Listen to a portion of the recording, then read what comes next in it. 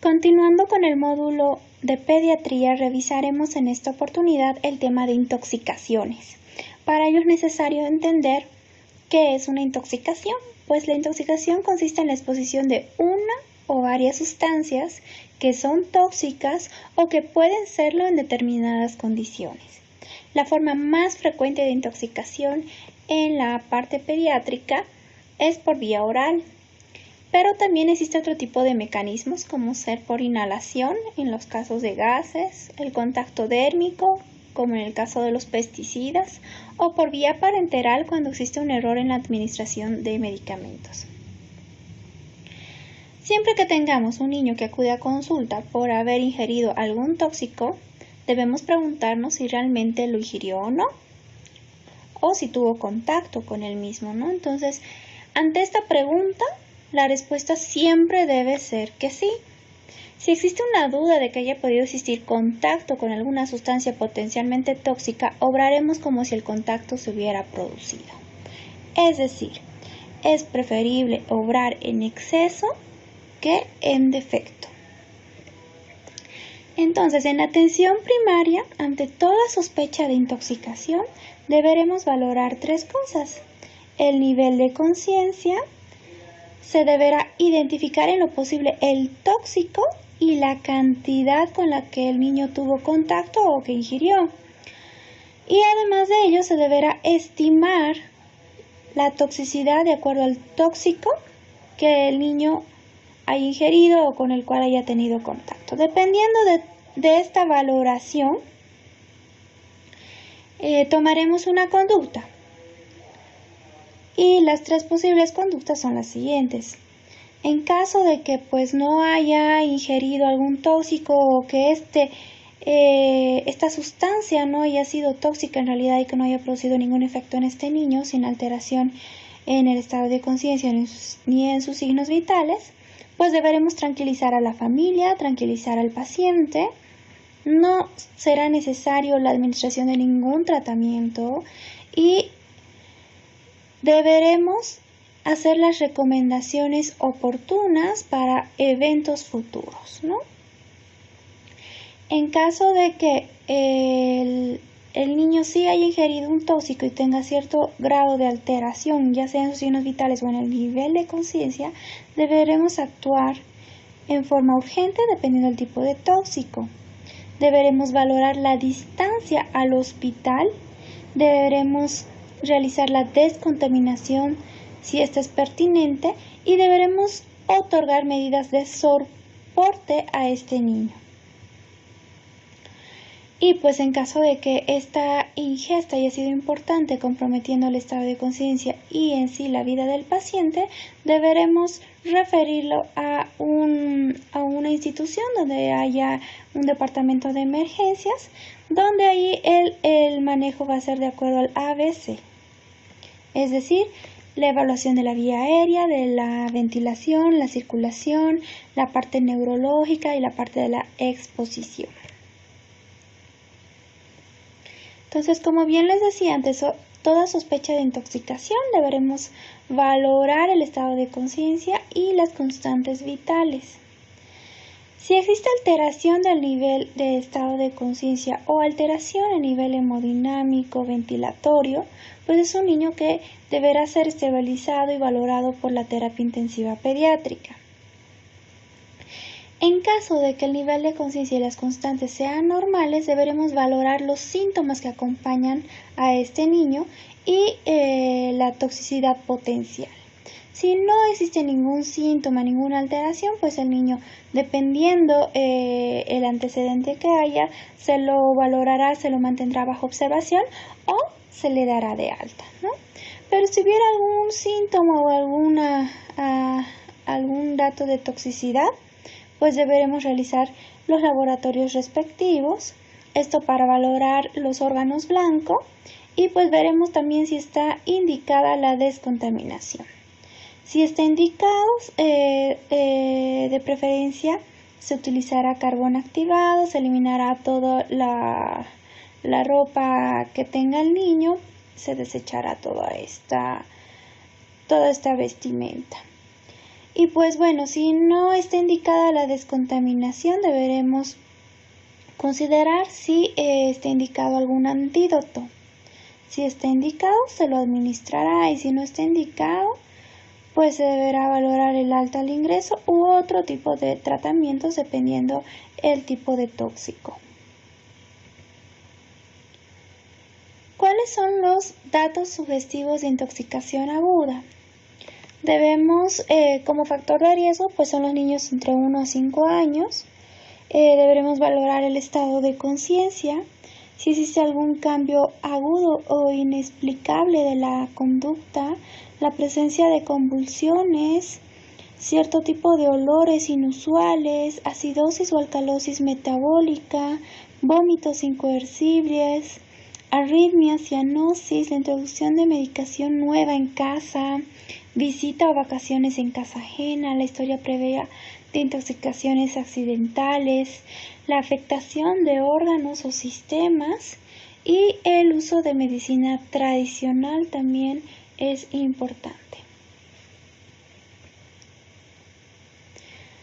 La otra pregunta que debemos hacernos cuando vayamos a valorar un niño con antecedente de haber estado en contacto con algún tóxico es si fue una situación de riesgo real para el niño. La mayoría de los casos son contactos que no generan toxicidad. Por lo tanto, se debe evitar actuaciones médicas innecesarias, se deberá tranquilizar a la familia como lo habíamos mencionado y dar instrucciones para evitar que se repitan estos eventos en el futuro. La existencia de una situación de riesgo para un niño viene determinada por la presencia de síntomas derivados de la intoxicación o la existencia de potencial toxicidad. Las sustancias, aquí hay una lista donde existen sustancias que no ocasionan toxicidad. Entre ellos podemos citar los siguientes: el aceite de baño, el aceite de motor, ciertos acondicionantes del cuerpo, el agua de baño, antiácidos, antibióticos, la arcilla, cerillas, cigarrillos, colonias, contraceptivos, corticoides, cosméticos, edulcorantes, desodorantes, desinfectantes, jabones de baño, la loción de calamina, lubricantes, el óxido de zinc, el peróxido al 3%, el periódico, la pintura, tapones, termómetros, tinta, la tinta del bolígrafo, la tiza, vaselina, velas, vitaminas, warfarina y el yeso. La ingestión no tóxica ocurre cuando la víctima consume un producto que habitualmente no produce síntomas. Ningún agente químico es completamente seguro, eso es importante tomar en cuenta. Los materiales de esta tabla han sido ingeridos y no han producido toxicidad significativa, salvo en casos de ingestas masivas. El promedio del volumen de un trago en un niño menor de 5 años es de 5 centímetros cúbicos. El de un adulto es de 15 centímetros cúbicos. Entonces, dependiendo de la sintomatología que tenga nuestro niño, nosotros deberemos identificar a qué síndrome corresponde. Puede que venga un niño con alteración de las pupilas, entonces nos ayudará, dependiendo cómo estén estas, el tipo de tóxico que haya ingerido. Entonces, son diferentes síndromes que podremos valorar, algunos signos. Entre ellos podemos citar el coma. Cuando hay un niño que está en estado de coma, podemos sospechar ingesta de alcohol, de anticonvulsivantes, antidepresivos cíclicos, anticolinérgicos, barbitúricos, el etanol, fenotiacinas, opiáceos. Por otro lado, en niños que tengan algún delirio agitado, también deberemos sospechar de la ingesta de alcohol, del uso de ciertos alucinógenos, simpático-miméticos. En caso de convulsiones también está relacionado con anfetaminas, anticolinérgicos, antidepresivos, la cocaína, la cafeína, hipoglucemiantes, el propoxifeno, propranolol, la isoniazida. En casos de que haya fiebre, es frecuente esto en niños que ingieren anticolinéricos, fenotiacinas, metales, simpático-miméticos. En los casos de hipotermia estará relacionado también con colinéricos, etanol, hipnóticos sedantes, hipoglicemiantes. Y como habíamos mencionado, las pupilas, si estas se encuentran mióticas, pues estará la sospecha de haber estado en contacto con etanol, con colinéricos, nicotina, opioides, fenotiacinas. Y en caso de midriasis, anfetaminas, anticolinéricos, cocaína, meperidina, simpático-miméticos. Como pueden ver, hay una gran lista de tóxicos que podríamos citar dependiendo la clínica que nosotros vayamos a encontrar en nuestro niño. Cualquier sustancia que cause convulsiones o hipotensión puede causar también obnubilación o coma. Y cualquier sustancia que cause hipotensión o hipoglucemia también puede causar convulsiones. Deberemos valorar también la presión arterial, la frecuencia cardíaca, el esfuerzo respiratorio, la presencia de acidosis. Y pues entre los medicamentos que producen hipertensión podemos citar el hierro, antidepresivos, las anfetaminas, antihistamínicos, betabloqueantes, hipnóticos sedantes, órganos fosforados, la teofilina. Por otro lado, hipotensión producirán los antidepresivos cíclicos, los betabloqueantes también, los diuréticos, el hierro, hipnóticos sedantes, nitratos, opioides. Taquicardia producirán los anticolinérgicos, antihistamínicos, los antidepresivos cíclicos, cianuro, cafeína, cocaína, hierro, nitroglicerina, teofilina, salicilatos. La bradicardia estará dada por antidepresivos cíclicos, entre ellos betabloqueantes, bloqueantes canales de calcio, clonidina, colinérgicos, digoxina, nicotina, opiáceos, órganos fosforados y también parasimpático-miméticos. Habrá incremento del esfuerzo respiratorio en aquellos medicamentos que inducen acidosis metabólica o fallo hepático o metahemoglobinemia, también la nicotina. Y habrá más bien depresión del esfuerzo respiratorio en los niños que hayan ingerido benzodiazepinas, barbitúricos, opioides, antidepresivos. La acidosis está relacionada con la ingesta alcohólica, la ingesta de cianuro, disolventes, de hierro, la isoniazida, el tolueno y el metanol. Entonces, a la vez podemos relacionar las intoxicaciones dependiendo del síndrome clínico que vaya a presentar. Entonces, sabremos que los niños que tengan algún síndrome estimulante tendrán los siguientes datos clínicos: inquietud, excesiva habla y actividad motora, puede haber un temblor fino, insomnio, taquicardia, alucinaciones. En los casos sedativo hipnótico habrá sedación, confusión, delirio, alucinaciones, coma, parestesias, disestesias, diplopía, visión borrosa, habla poco clara, ataxia, nistagmo, y eso está relacionado con la sobredosis de benzodiazepinas y algunos sedantes. Por otro lado, los opiáceos pueden producir alteración del estado mental, miosis, respiración superficial, bradipnia, bradicardia, disminución del peristaltismo e hipotermia. Los anticolinérgicos, por otro lado, producirán fiebre, hilio, disminución del peristaltismo, rubor facial, piel seca, taquicardia, retención urinaria, visión borrosa, midriasis, mioclonus, coriotetosis, psicosis, alucinaciones, convulsiones y coma. Esto está relacionado con los antidepresivos cíclicos, los antihistamínicos, antieméticos, antiespasmódicos, con los efectos de la atropina y ciertas plantas anticolinérgicas. Por otro lado, el síndrome clínico, que está dado por los órganos fosforados, habrá los siguientes datos: habrá cialorrea, lagrimeo, poliuria, defecación, diarrea, emesis, broncorrea y bradicardia. Por otro lado, es el síndrome simpático-mimético.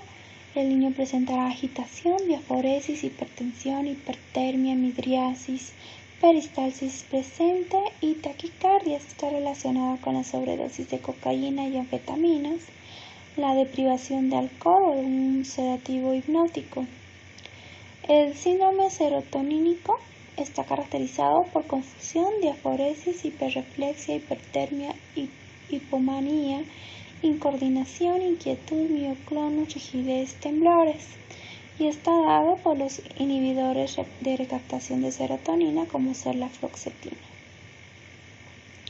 ¿Cuál será nuestra conducta? Deberemos realizar una valoración inicial y reanimación, y deberemos valorar el riesgo.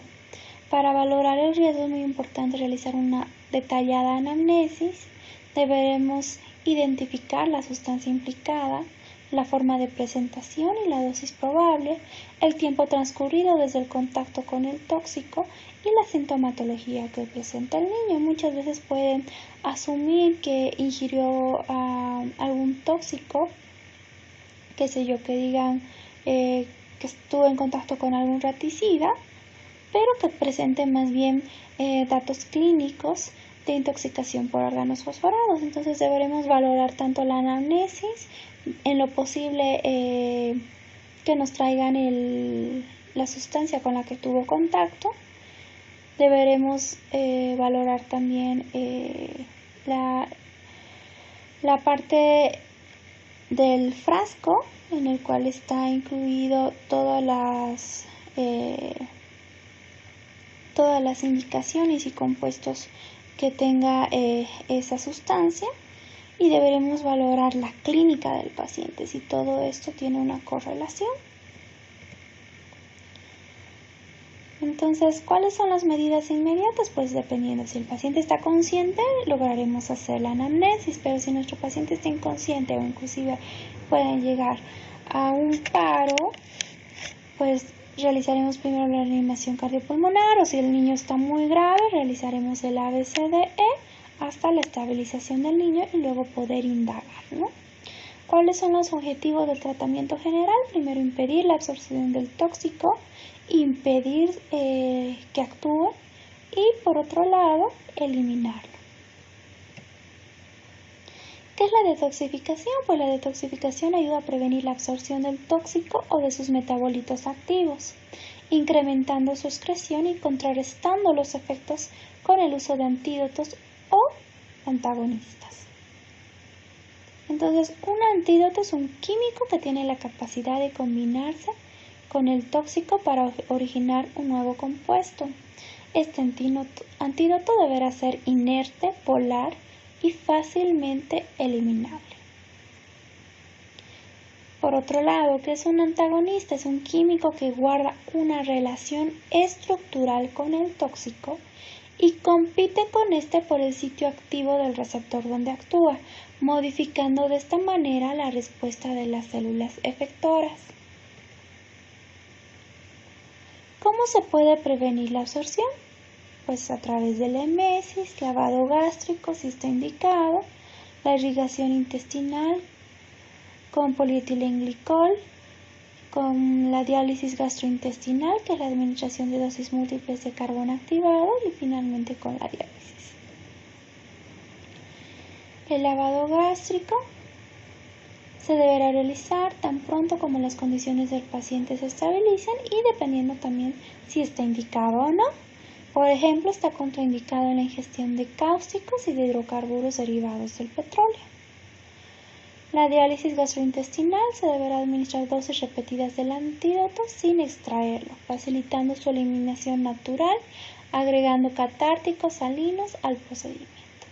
Cuando nosotros vayamos a utilizar carbón activado, se dice que se debe administrar 10 a 30 gramos en el niño y de 30 hasta 100 gramos en adolescentes y adultos.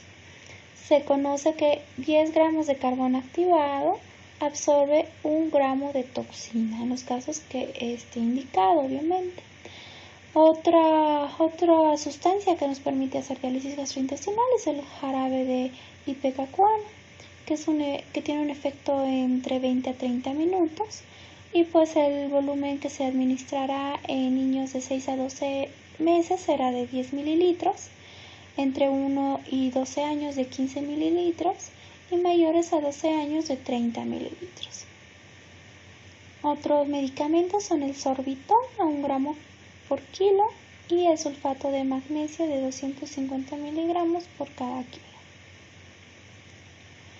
¿Cuáles son las indicaciones? Pues los químicos biotransformados en el hígado y tanto la fracción libre como sus metabolitos activos sufren circulación enterohepática, como ser los AINES, amiodarona, la amitriptilina, benzodiazepina y la carbamazepina.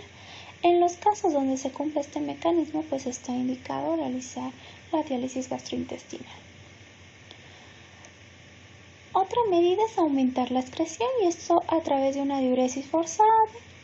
Cuando se conoce el volumen de distribución del medicamento o sustancia química, podremos usar también diuréticos como ser la furosemida y el ácido etacrínico, miligramo kilogramo dosis endovenoso. Se podrá también modificar el pH urinario, ya que la mayoría de los químicos actúan a nivel celular en su forma ionizada.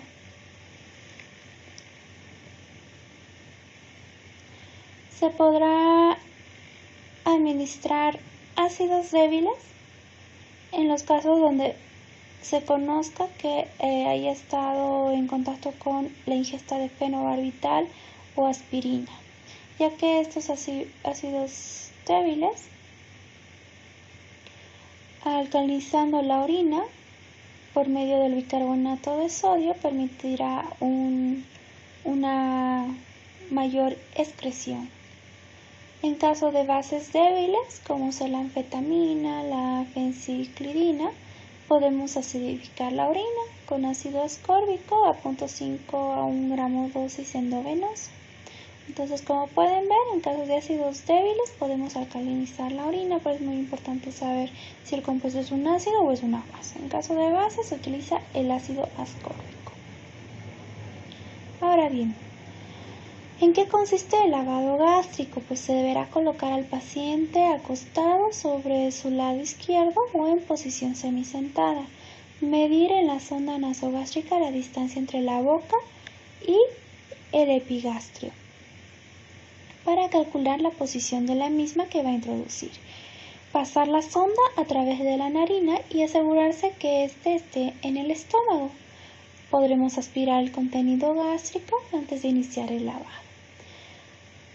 Se podrá iniciar administrando solución salina normal con una jeringa de 50 a 200 mililitros cada vez y aspirando hasta que el líquido salga claro. No se deberá retirar de su sitio la sonda.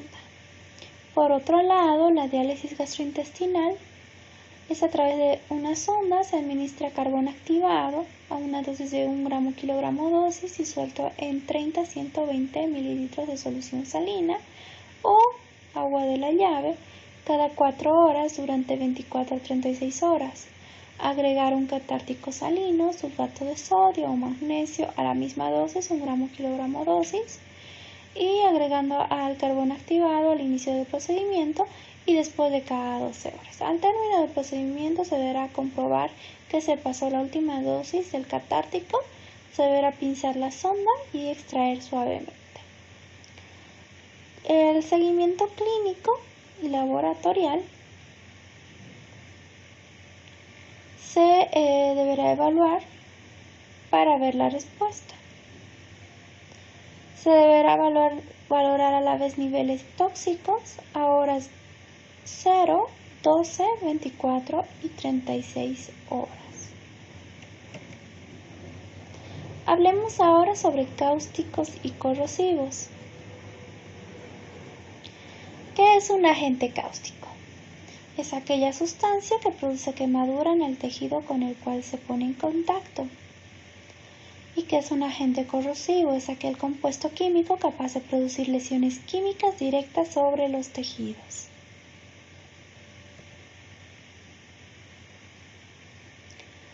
Entre estos agentes podemos citar los siguientes. El hidróxido sódico es un producto de limpieza doméstica, fabricación de jabones caseros están basados en este compuesto, al igual que ciertos productos de limpieza. El hidróxido potásico son productos de limpieza doméstica. El carbonato de sodio y calcio se lo utiliza para la fabricación de jabones, el caldo de frutos en granjas, cremas depilatorias, limpiadores de prótesis dentales y el pulimento de metales. Ciertas sales sódicas como los boratos y fosfatos se utilizan en detergentes industriales, en productos para lavavajillas y reblandecedores de agua. El hipoclorito de sodio en la desinfección de agua potable, de piscinas, de la limpieza doméstica. El amoníaco se utilizará en la limpieza y pulimento de metales, colorantes y limpiadores de joyas.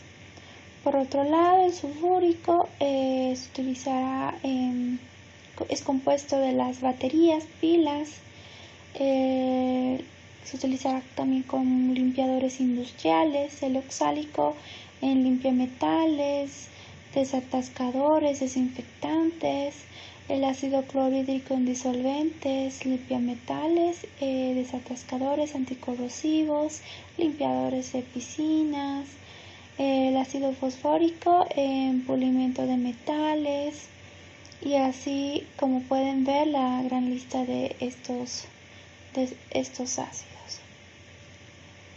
La gravedad de la lesión dependerá de la concentración, del pH, del tiempo de contacto con los tejidos, del volumen ingerido, del contenido previo de alimentos en el estómago.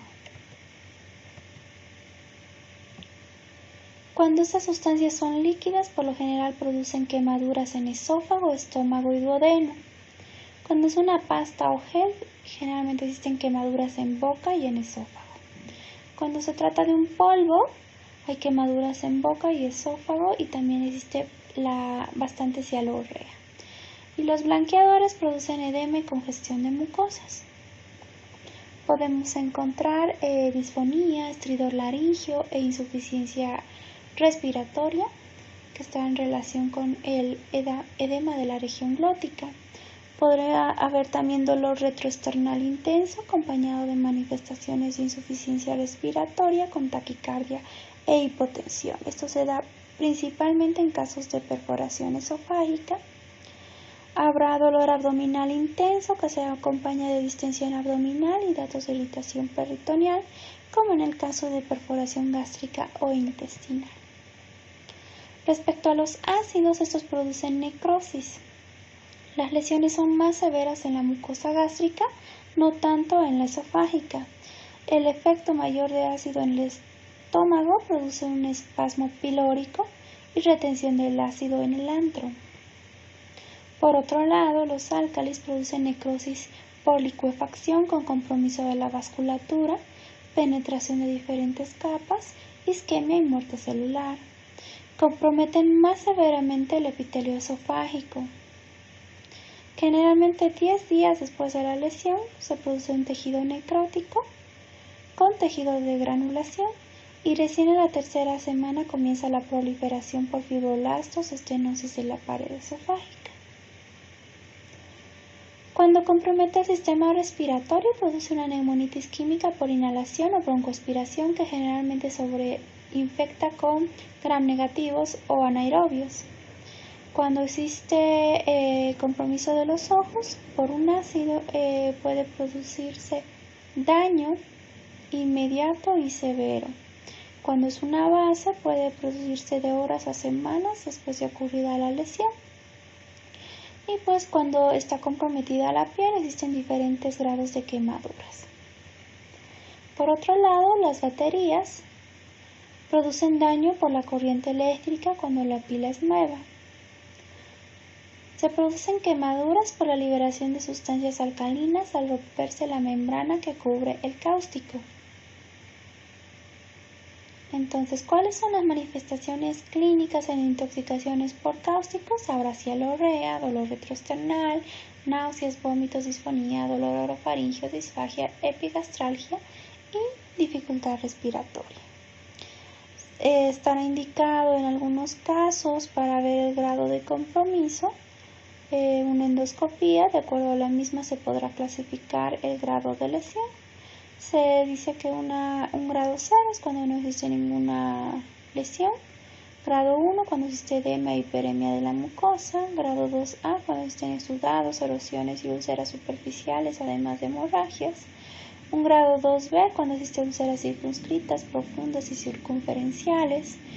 Grado 3A cuando existen pequeñas áreas aisladas de necrosis. Grado 3B cuando existen extensas áreas de necrosis. Entonces, en este caso, ¿cuál será nuestra conducta? Pues primero, mantener la vía aérea permeable, dependiendo el grado de compromiso, mantendremos al niño en ayuno, con fluidoterapia, analgesia, que es muy importante, cierto tipo de medicación que a continuación mencionaremos y al final la endoscopía. Respecto a los medicamentos, podremos utilizar antibióticos dependiendo si sospechamos de que haya broncoaspiración, de que haya algún otro dato de infección. Podremos utilizar ampicilina o cefazolina. Estará indicado en algunos casos el uso de dexametasona o prednisolona y protectores gástricos como ser el sucralfato, la cimetidina, ranitidina u omeprazol. Intoxicaciones por plantas. Entre ellas podemos citar el té de anís estrella, que tiene ciertas propiedades. Es un eupéptico que facilita la digestión, y también tiene un efecto carminativo, que significa que elimina gases y produce flatulencia. El principio activo es la ciquimina, que antagoniza los receptores GABA. Tiene un efecto neurotóxico produciendo crisis convulsivas, estado epiléptico, coma y muerte. Tiene un efecto también hepatotóxico. Y entre otras plantas podemos citar también el capulintulidor, que tiene ciertas neurotoxinas, la T544, la T496, T516, T514, que va a producir una polineuropatía ascendente, simétrica y progresiva. Respecto a la intoxicación por medicamentos, se dice que más del 70% de las intoxicaciones están en el área pediátrica y están relacionadas con la ingesta de analgésicos, anticonvulsivantes, antihistamínicos y anticolinérgicos. Entre las intoxicaciones más frecuentes en nuestro medio está la intoxicación por hierro, cuya ingestión de 20 a 40 miligramos por kilo de hierro elemental produce toxicidad gastrointestinal e intoxicaciones moderadas a severas, es decir, de 40 a 60 miligramos kilo y mayor a 60 miligramos kilo, produce toxicidad letal. Existen estadios con lo que respecta a las fases de la intoxicación. El estadio 1 se da en los primeros 30 minutos con síntomas locales gastrointestinales. La fase 2 es la fase de latencia de 4 a 6 horas, donde desaparecen los síntomas y el niño se lo ve bastante tranquilo y estable. La fase 3 es la intoxicación sistémica de 12 a 18 horas, asociada a hemorragia gastrointestinal, hepatotoxicidad, acidosis y choque. Es la etapa donde pues el hierro ya se deposita a nivel mitocondrial y va a producir alteraciones con mayor producción de radicales libres. El estadio 4, secuelas de 2 a 4 semanas con estenosis pilórica o cirrosis hepática y en la mayoría de los casos muerte. El manejo estará basado en la BCDE y el uso de desferoxamina, administrando 5 gramos en 25 mililitros por sonda nasogástrica, que es el quelante. En las intoxicaciones por paracetamol, la dosis terapéutica varía de 10 a 20 miligramos kilogramo dosis con una dosis máxima de 80 gramos kilo dosis. Su unión a proteínas plasmáticas es baja, en un 25%, y su vida media es menos de 3 horas. Tiene metabolismo hepático, 94% se conjuga en metabolitos inertes, el 2.2% se elimina sin cambios y el 3.8% se hidroxila originando un metabolito activo. La N-acetilimidoquinona es responsable de la toxicidad. se elimina por la orina. Se dice que una dosis única de 100 a 150 miligramos kilogramo peso dosis es considerada como la necesaria para causar intoxicación. Las dosis, se debe tomar en cuenta que dosis terapéuticas pueden producir toxicidad en pacientes hepatópatas. Y bueno, la causa de depresión del glutatión va a penetrar al hepatocito y va a producir una unión covalente con las macromoléculas y esto va a conllevar a una necrosis celular. Produce el mismo daño a nivel renal y miocárdico. Entonces la intoxicación por acetaminofén, dada estos mecanismos de acción, podemos basarlo en tres, básicamente la insuficiencia hepática, insuficiencia renal y miocarditis. ¿Qué va a producir? Anorexia, náuseas, vómitos, palidez de tegumentos. De 24 a 72 horas producirá dolor en área hepática, hepatomegalia, ictericia progresiva, sangrados, hipoglucemia, oliguria y estupor que puede evolucionar hasta el coma. Después de 72 horas, el coma será profundo con convulsiones, depresión respiratoria, agravamiento de la insuficiencia renal y puede presentarse signos de miocarditis. Y al final la muerte por falla cardiorrespiratoria. El manejo es con N-acetilcisteína, que aporta la cisteína como precursor del glutatión. Las primeras 12 horas el daño orgánico se previene prácticamente en el 100% si se administra este antídoto. Hasta las 36 horas la protección será del 50% y si ha pasado más de 48 horas se dice que sobreviven solo entre el 10 al 20% tras la administración de N-acetilcisteína. Su administración es por vía oral a través de una sonda nasogástrica. Ahora bien, existe intoxicación por otros AINES, donde produce intolerancia gastrointestinal y el síndrome AINE con gastroparesia, dispepsia y úlcera péptica. Puede haber retención de líquidos con disminución del flujo urinario y posibilidad de elevar la presión arterial. El riñón es el órgano críticamente afectado y pues en los lactantes se producirá una lesión renal aguda reversible que puede evolucionar a la cronicidad. Producirá también síndrome nefrótico, nefritis intersticial, necrosis papilar, hipernatremia e hipercalcemia. Se dice que el metamizol es uno de los medicamentos más frecuentes que producen la granulocitosis, esto de acuerdo a la FDA, y por tal motivo se suspendió el uso de este medicamento en los Estados Unidos. Sin embargo, pues se ha visto que la frecuencia con la que se produce la granulocitosis relacionada a este medicamento es mínima. Ahora, otros efectos, la fenilbutazona producirá dermatitis exfoliativa, el piroxicam, una dermatitis por fotosensibilidad. Se ha relacionado el lupus con la administración de ibuprofeno y tolmetin, solindaco. También una nefritis intersticial alérgica. El solindaco también produce hepatitis por hipersensibilidad y el metamizol también está relacionado con choque anafiláctico. Ahora bien, intoxicación por antihistamínicos. Pues los antihistamínicos de primera generación producen somnolencia, reacciones lentas, estimulación del apetito y manifestaciones anticolinéricas, mucosas secas, retención urinaria, taquicardia, rubor.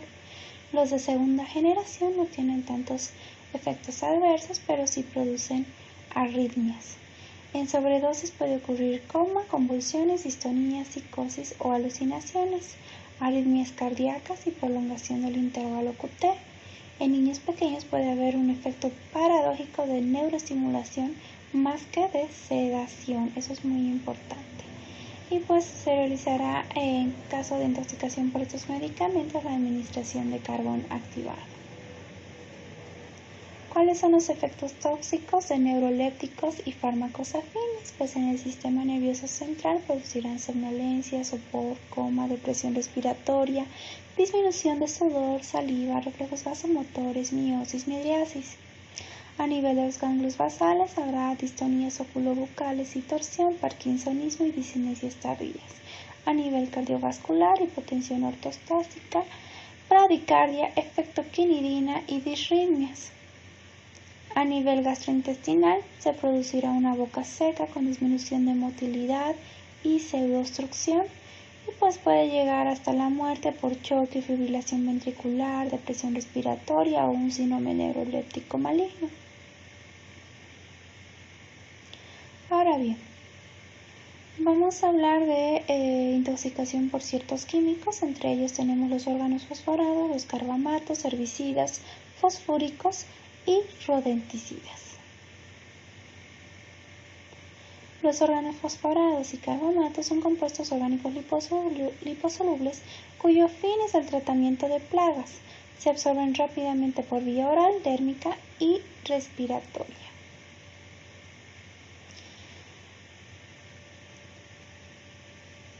Su principio de acción consiste en inhibir la acción de la acetilcolinesterasa y sus manifestaciones van a estar de acuerdo al tipo de síndrome. Pueden producir un síndrome muscarínico donde existen náuseas, vómitos, diarrea, disuria, incontinencia urinaria, visión borrosa, sedación profusa, cialorrea, lagrimación, secreciones bronquiales y miosis. El síndrome nicotínico se presenta por opresión torácica, calambres, temblores, debilidad, trastornos del ritmo cardíaco.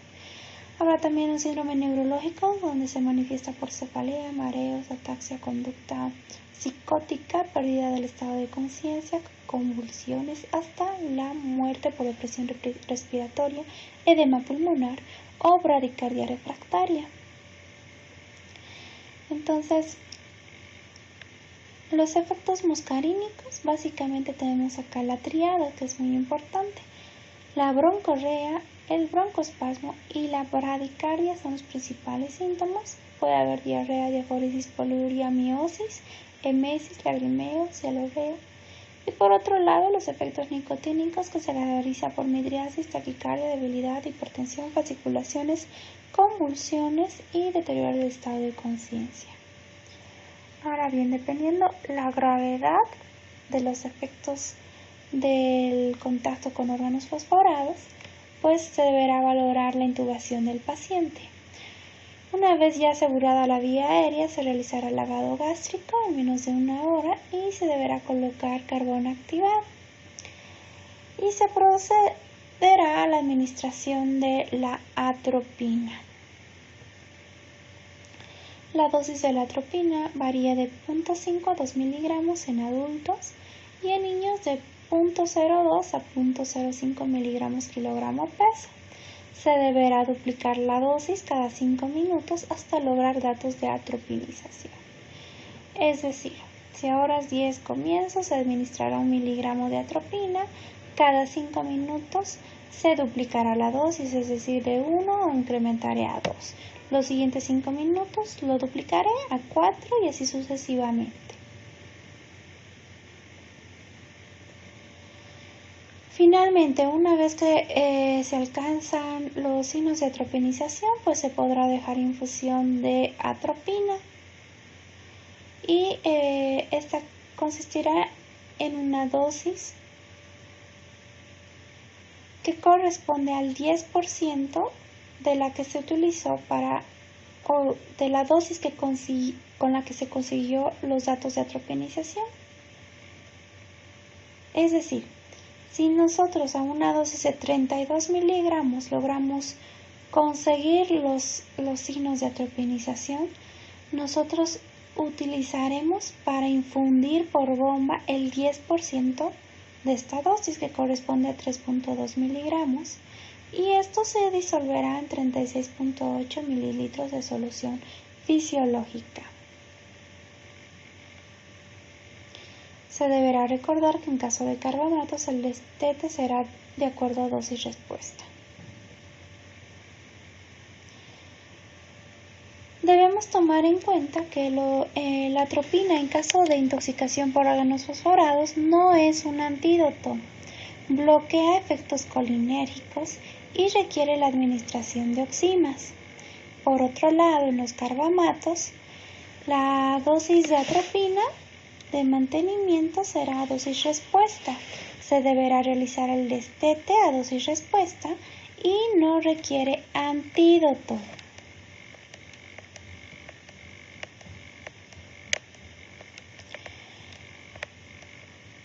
Los órganos fosforados, como habíamos mencionado, su mecanismo es unirse a la enzima acetilcolinesterasa.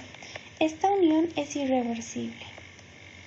Esto va a producir un envejecimiento enzimático después de 8 horas de exposición y después de 24 horas se producirán secuelas neurológicas hasta llegar a la muerte.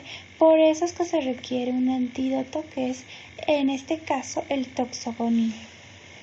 Por otro lado, los carbamatos, la unión a la enzima acetilcolinesterasa es reversible y la inactivación es temporal en relación a esta enzima. Requiere solo de atropina para contener síntomas y después de 8 horas se reactiva la enzima. Esa es la diferencia entre el mecanismo de acción de los órganos fosforados con los carbamatos.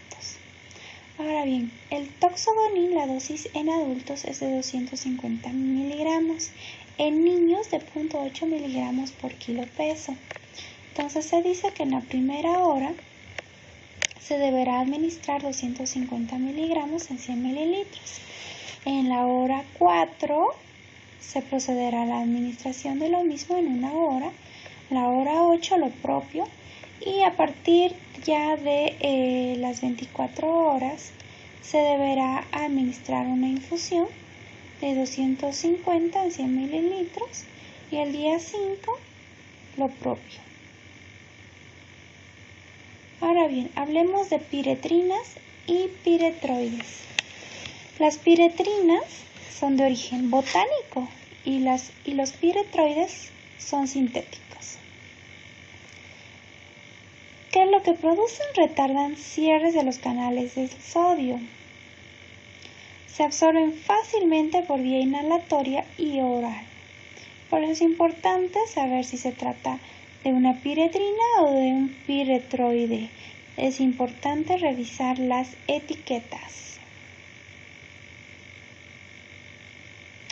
¿Qué es lo que va a producir?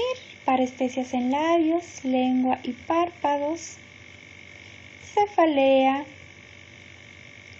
náusea,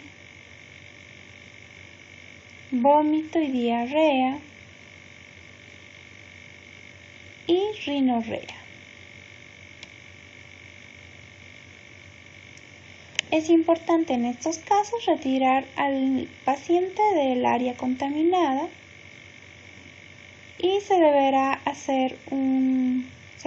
administrar un baño, una ducha, en lo posible con agua tibia hacia fría para inactivar el tóxico.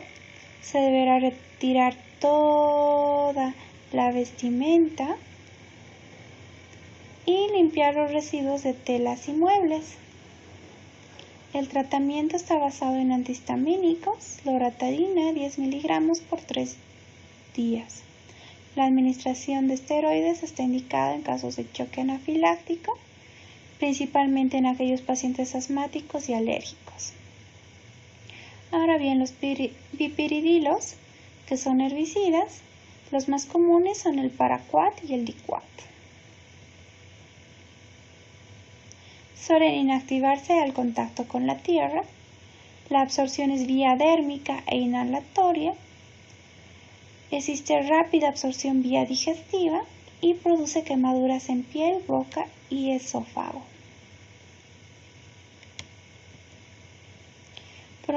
Producen a una dosis de menos de 7.5 mililitros al 20% vómitos, diarrea y alteraciones respiratorias. Cuando la dosis de 7.5 a 15 mililitros produce falla renal, hepática, pulmonar y muerte en 2 a 3 semanas. Y cuando es mayor a 15 mililitros, la intoxicación es fulminante. Produce perforación esofágica con falla multiorgánica, coma, convulsiones y muerte de 1 a 7 días. Produce una infiltración de profibroblastos a fibroblastos, oclusión de espacios alveolares con destrucción masiva tanto de los neumocitos tipo 1 y tipo 2, con aumento de la tensión superficial alveolar.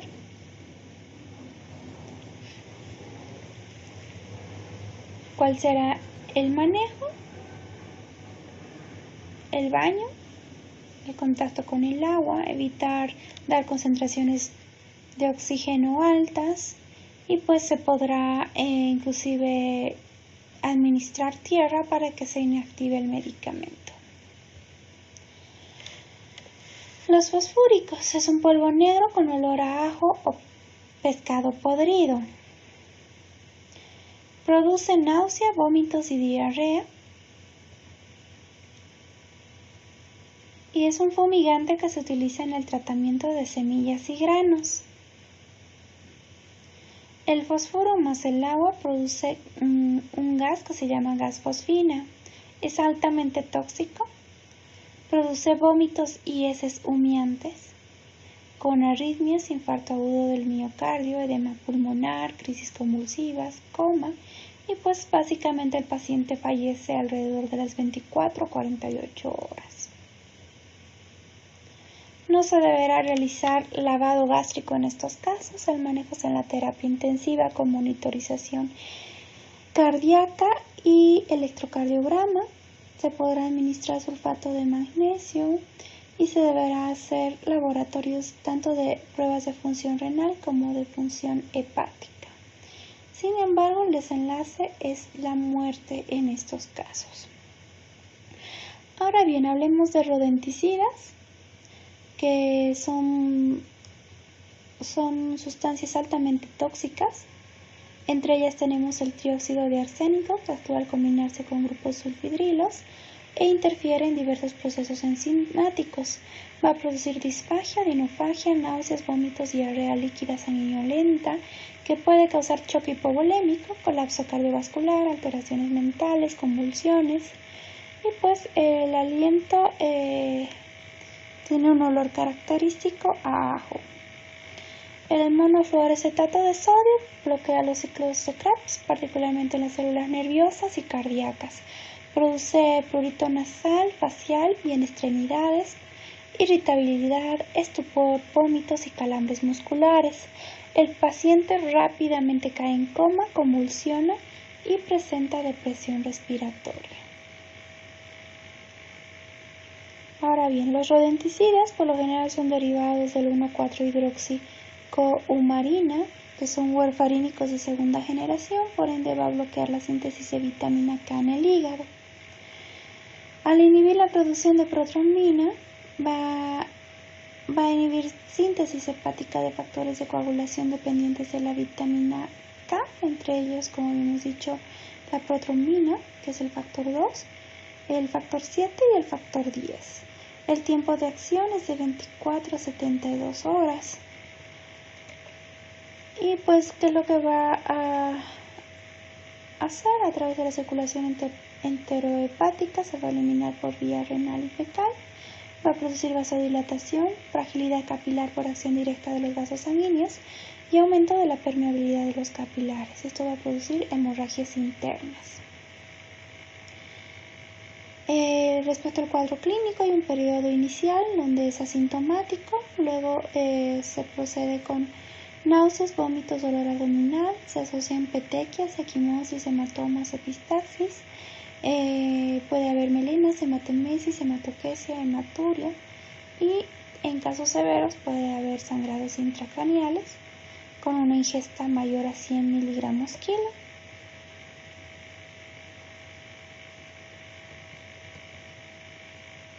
¿Cuáles son las medidas que debemos tomar en cuenta? Deberemos tomar tiempos de coagulación para ver qué podemos administrar a nuestro paciente. Y pues básicamente el antídoto es la vitamina K. La dosis es de 0,4 miligramos kilogramo dosis vía oral cada 6 horas y en adultos de 10 a 50 miligramos vía oral cada 6 horas.